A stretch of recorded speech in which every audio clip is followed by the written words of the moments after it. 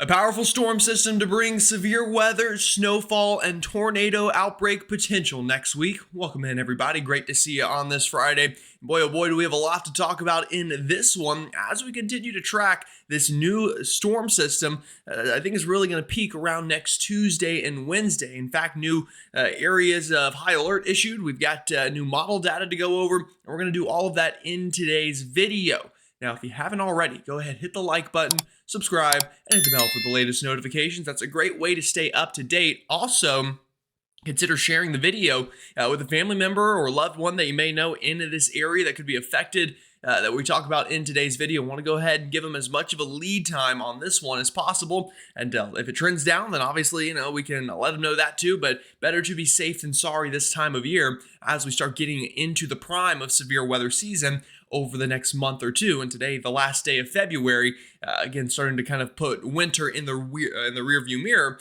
and looking ahead towards more of that severe weather time frame.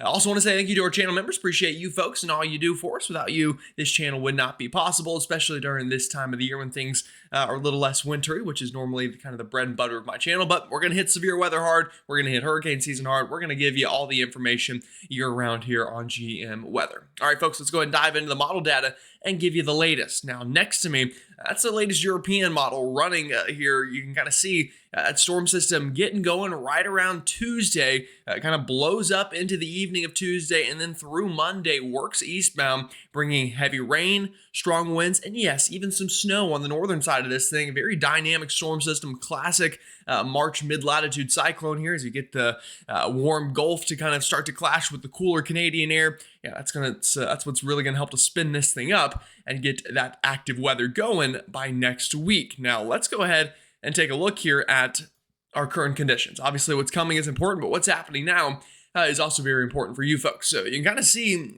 a big dip in the jet stream. We had a nice little cold front work through the eastern half of the U.S. yesterday. Not hard to find where it's at now. You see that little stripe of drier air here. That's our front. Brought showers and even some rumbles of thunder through the mid-Atlantic yesterday. We had thunderstorms in South Carolina, North Carolina, pretty gusty winds. And definitely was that first feel of spring convection, if you will. But on the backside, winter weather and winter air kind of moving in. Definitely a chillier day, especially in the northeast, more average-like down into the mid-Atlantic and southeast. But behind it also is another storm system. So you can see that here. We've got a little area of spin up here into the Great Lakes. That's bringing some active weather that we're going to show you here in just a moment on our radar imagery. And then another thing that probably jumps out at you is this area of spin off the California coastline. That's actually not our main storm system that's on the way. It's a little precursor storm that's going to get shredded apart by some upper level winds. So it won't really be that big of a deal, although it does jump out pretty significantly here on the satellite loop. Now let's go and take a look at that radar imagery. Yeah, the key right now, if I zoom all the way out, you're noticing really nothing except for what's happening up here in the Midwest, a pretty potent clipper system, and some back-end leftover snow showers and squalls through New Hampshire, Vermont, and up into Maine. But the real active weather into Michigan right now, where we have plenty of snow falling from Traverse City. In fact, pretty heavy banding here through portions of the Upper Peninsula, and even getting all the way back down into central Michigan, Big Rapids, Mount Pleasant, Bay City, Saginaw, seeing some of those flakes fly on this Friday. And this big area of disorganized active weather will continue to scoot off towards the northeast by this evening and into tomorrow. And you can see that here as we time it out for you on our latest North American computer model. Let's take a look at it. So this is this afternoon. I'll move it ahead a little bit. You can see that low pressure diving south. Another round of snow, especially into eastern Canada, Ontario, Quebec, going to be the big winners. This is this evening around 7 p.m. Eastern. And notice this is a pretty feisty little storm system, 987 millibars. Not something that's going to go unnoticed. Gusty winds with the snow. We could have some, lower visibility at times even, I think, with this setup. But the backside has, another little stout punch of snow here, if you will, through the Upper Peninsula, back down into northern Michigan, seeing some snow here. And then out in front of it is kind of the bigger shield of snow that you notice beginning to work on into the northeast by the overnight of tonight. So we'll move it ahead into time. This is by the time we're getting into the wee early morning hours of our Saturday. A nice little burst of snow, I think, overnight tonight into Maine, back over towards portions of New Hampshire, Vermont, even into northern New York State, back down towards Buffalo and Erie. You're going to see some snow out of this thing. And that continues into the interior northeast through tomorrow afternoon. I see that low pressure deepening and moving really right up the St. Lawrence River Valley. And on the backside, we're going to get some northwest flow snow. We're going to get some lake effect snow around the low pressure itself, a big shield of snow through portions of eastern Canada, where half a foot to even maybe 8, 9, 10 inches of snow not out of the question with this storm as it continues to work on through those regions. This, again, being Saturday afternoon. Keep it going ahead. More back end snow, kind of snow squalls potential here, I think, during the afternoon and evening of Saturday. And then overnight Saturday into Sunday, the storm pulls away and just some lake effect snow left over here for some folks in Michigan and into Ontario, kind of the London, Ontario area. Likely to see some of that lake effect by Sunday morning and afternoon. All right, how much snow on the way with this one? Well, for some folks, a pretty good amount, especially into the UP of Michigan. I think half a foot, upwards of a foot of snow not out of the question. You can see that there in those pink and purple areas, but even down further south, even into the western shores of Michigan, where lake effect snow will be the bigger storyline. It should pile up for some folks here. Not a ton of it by any means, but a dusting upwards of a couple of inches there along the western shore, and then into the northern mitten of Michigan, kind of a 1 to 3 inch event as well. And then you have to get up into the UP, specifically kind of the eastern, northeastern part of the Upper Peninsula there. That's where we could see more than half a foot of snow into those regions. Now, moving it to the northeast, also going to see some pretty good snow here as well. Notice, though, very confined to the interior northeast and down into West Virginia. Going to see some snowfall, I think, out of this event. The mountains down here into West Virginia, dusting upwards of a couple of inches, but that big shield of snow up here into the interior, the Adirondacks, into the mountains of Vermont, New Hampshire, back down towards Erie and Buffalo, and then even portions of Maine, not so much in the down east areas, but the further inland you go towards Canada, that's where we could see 3, 4, even 5 or 6 inches of snow up into that region. But the mountain's going to be the biggest winners. The valley's going to have the less amounts. And obviously, as you go south, Boston all the way down I-95, just pretty much nothing out of this. I doubt we even really get rain from this Clipper system. So at least, you might not be getting snow, so that's not great news for snow lovers, but should be a pretty nice weekend, although chilly will be another storyline for you folks. All right, let's go ahead and talk about it here, a little bit of the chilly air on the way this weekend, but really, let's go ahead and time out the setup for the severe weather potential on the way next week. And again, I think this could be a notable one. Definitely the biggest outbreak potential we've had so far in 2025, although obviously the severe weather season is still young. So we've got all of March to get through, all of April, and then May even. Out on the plains, we get pretty good severe weather.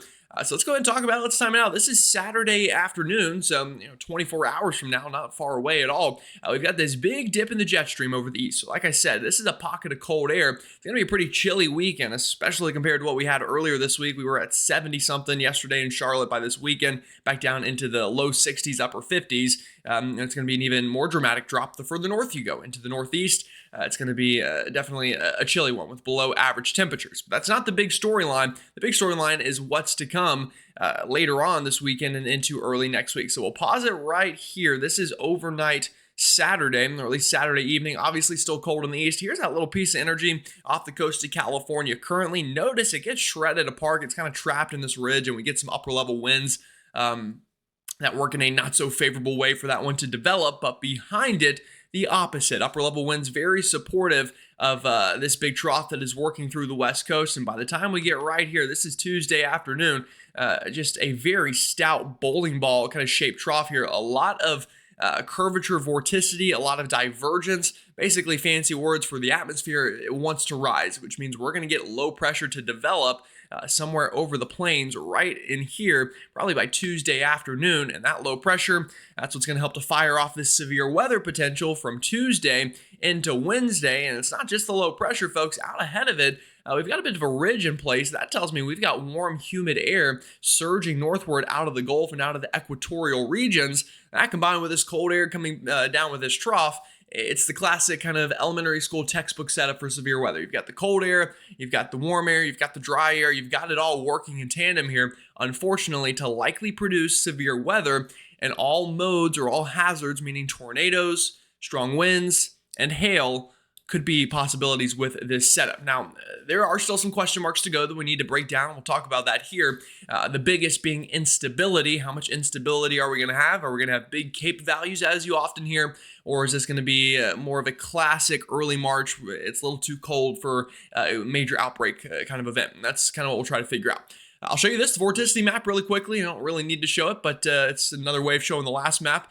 Here is Sunday afternoon. Here's that little precursor event. I know it looks stout, it looks impressive, but watch what happens after it kind of exits the Rockies here. It just gets kind of shredded apart here as it tries to move east. But behind it, a much larger bowling ball looking trough here. This is Tuesday afternoon. This is likely the start of the severe weather outbreak. And here's why. Anytime you get these closed lines on a vorticity map, that tells me we've got tremendous amounts of divergence. Curvature vorticity creates a lot of lift in the atmosphere. And because of that, I mean, you're just seeing these really bright banding colors in here.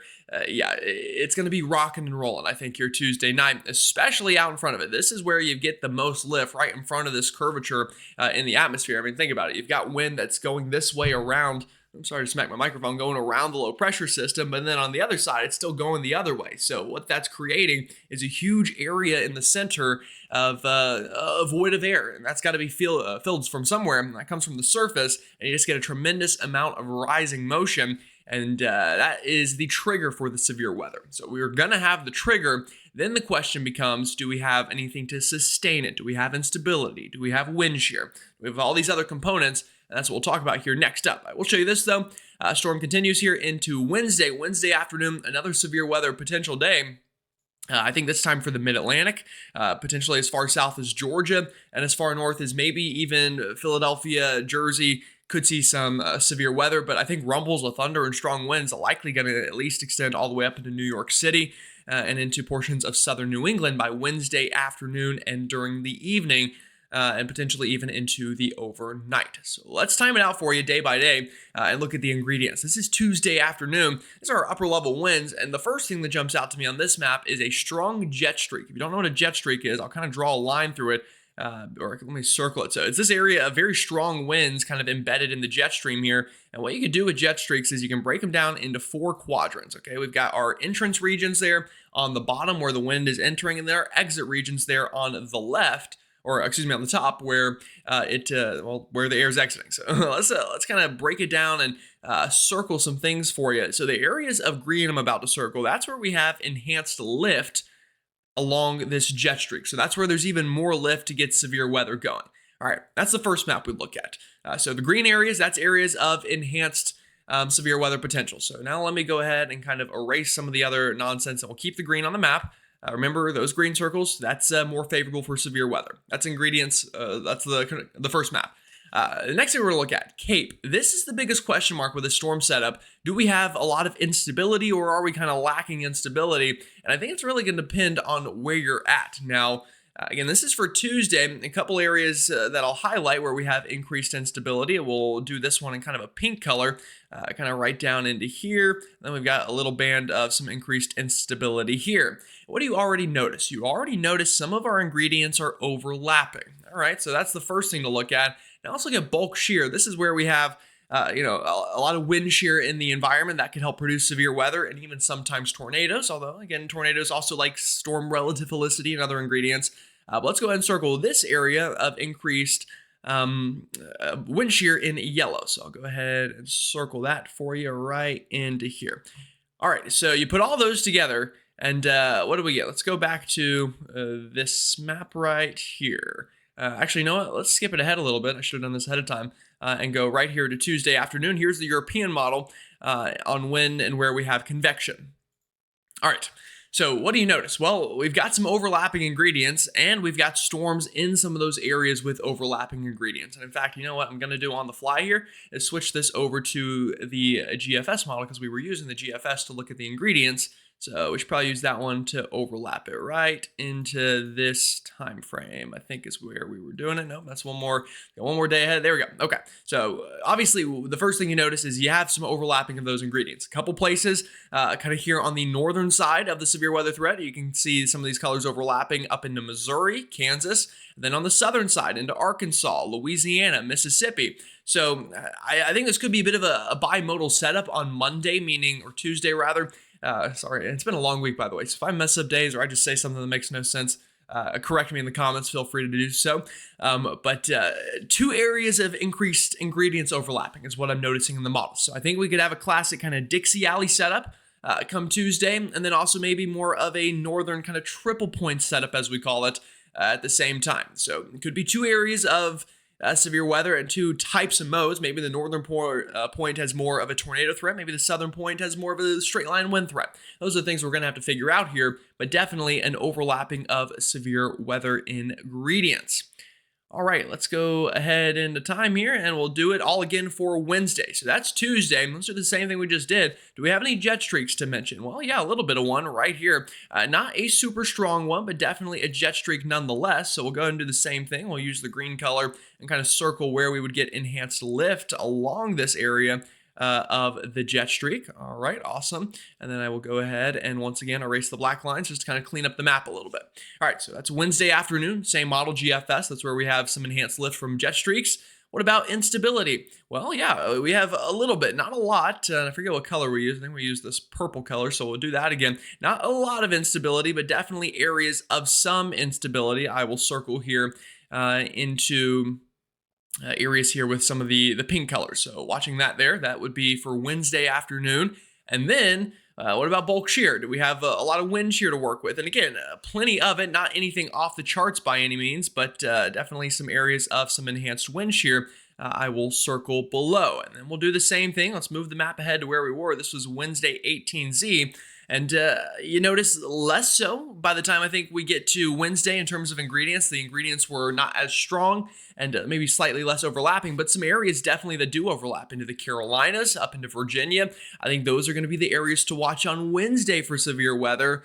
But the thing about severe weather, folks, is this. You don't need every ingredient to line up to get it. In fact, you could be just up here in kind of Pennsylvania, Maryland, Northern Virginia, the Delmarva, where you only have one ingredient, and that could still be enough for severe weather.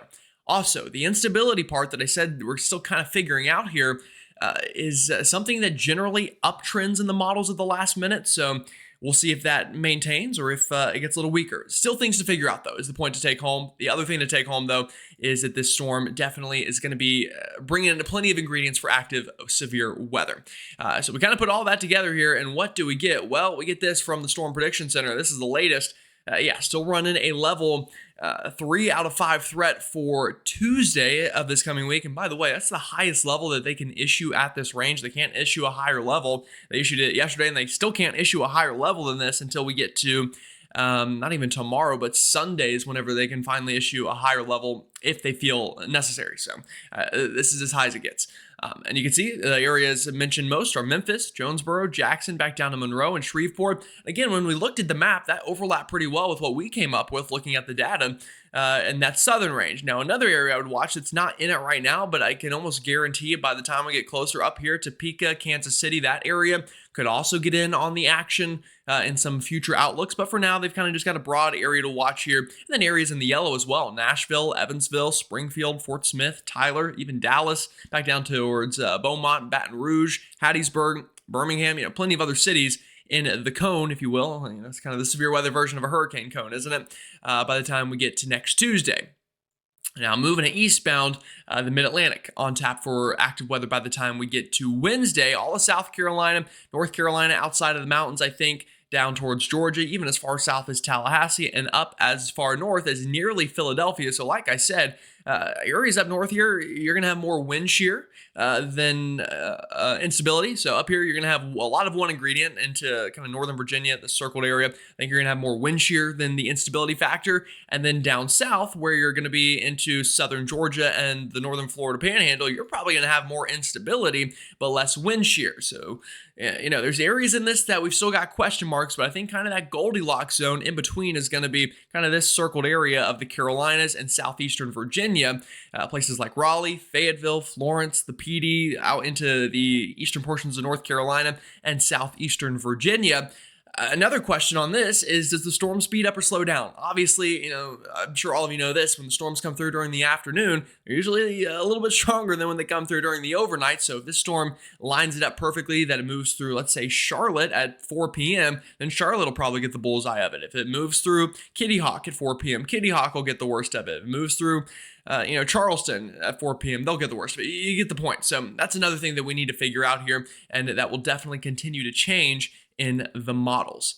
All right, I do want to show you what about just kind of the timing of the storm in general, and also the northern side, the snow piece could be interesting. I'll mention the Rockies going to get some pretty good snow out of this. I think Monday into Tuesday, Denver, you could get plastered pretty good with some heavy snowfall. Would not surprise me by Tuesday. And then this thing moves up into the Midwest. Notice that backside deformation band of snow. This is overnight Tuesday. We've got that snow potential in Iowa. Maybe, crazy it is, Kansas City could have a tornado warning and then a winter storm warning or a winter weather advisory within 24 hours of itself. Just one of those types of storms. But what a strong storm. 973 millibars parked right over Chicago. Yeah, they call it the Windy City for a reason, don't they? That's going to definitely kick up the wind, bring some heavy rain, bring obviously the severe weather threat, the snow threat, going to do it all, and then moves up through the Great Lakes. And this is where we could see blizzard potential. I don't throw the word around lightly, but I do think a heavy snow and gusty winds are a possibility through portions of either Michigan into Wisconsin, potentially Illinois, and then especially up into Canada. Obviously, again, way to go before we get to the nitty-gritty details on that one, but definitely it looks to be a pretty powerful storm that could bring blizzard-like conditions. And then I think all rain for the Northeast out of this one, maybe some mountain ice to start off there through Maine, Vermont, New Hampshire, and then gusty winds, heavy rain, and back in Northwest flow snow works in behind it to end out next work week. All right, what about snow chances in the ensembles? This is the European ensembles. Rockies going to get in pretty good on the snow Monday, Tuesday. And then you notice another big explosion of snow potential, maybe into Chicago. The EPS has about a 1-inch mean. Could be one of those storms. It starts as rain, then ends as snow and wind.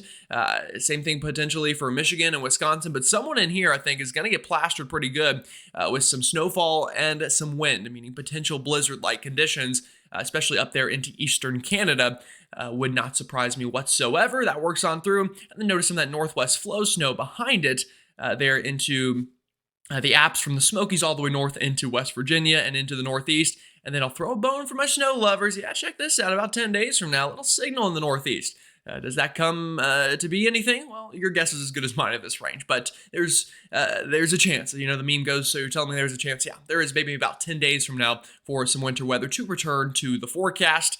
And you can see that on the temperature map and our final map as well here. Warm day today for most of us. Shot of cold air by the weekend into the east. You can see that here on Sunday afternoon. Yeah, it gets downright chilly again from the Carolinas all the way up to the Northeast. Beginning to rebound Monday afternoon, Tuesday afternoon, all that warmth and humidity out ahead of our line of severe storms. And then the storm works through and we once again get chilly to end next work week. So the spring-like roller coaster continues. Check it out about 10 days from now. Yeah, cold air in the east. Could there be a storm system? You'll have to come back and find out next time, I reckon, won't you? All right. Well, with that said, again, I appreciate y'all tuning in. A casual Friday, got the hat on, so hopefully you're having a good casual Friday out there as well. And I'll be back tomorrow with an update. Another thing I will add here is obviously, if you haven't already, like the video, subscribe, hit the bell for the latest notifications, all those things. But unfortunately, I will not have a video next Monday, Tuesday, or Wednesday. I'm actually out of town taking a trip to New York City. So if anyone has been to New York City or watching from that area and you have any tourist advice, definitely give it to me in the comments. Would love to hear it. With that said, though, y'all have a great one. Stay safe. Enjoy your day out there. Get out there and enjoy it if you have some nice weather. I'll see you all tomorrow.